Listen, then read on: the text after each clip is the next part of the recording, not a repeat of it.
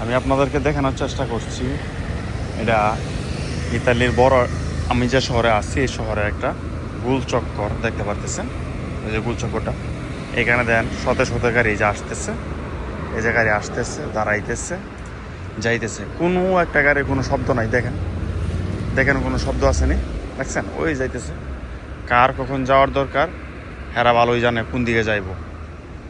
এরা এতটুকু প্রশিক্ষিত ড্রাইভার, এখানে যারাই লাইসেন্স নেয় এরা এই সভ্যতার ভিতরে আর কি, যে রাস্তার নিয়ম কানুন যতটুকু জানার দরকার।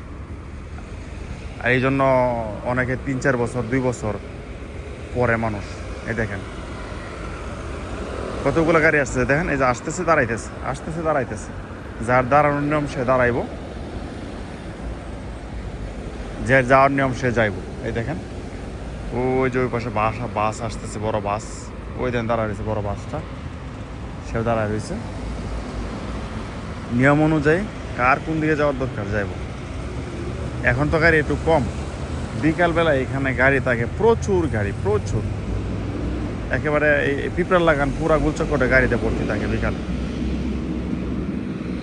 কোনো পেপু শব্দ নাই। দেখেন ওই যে দাঁড়ায় রয়েছে, দেখছেন?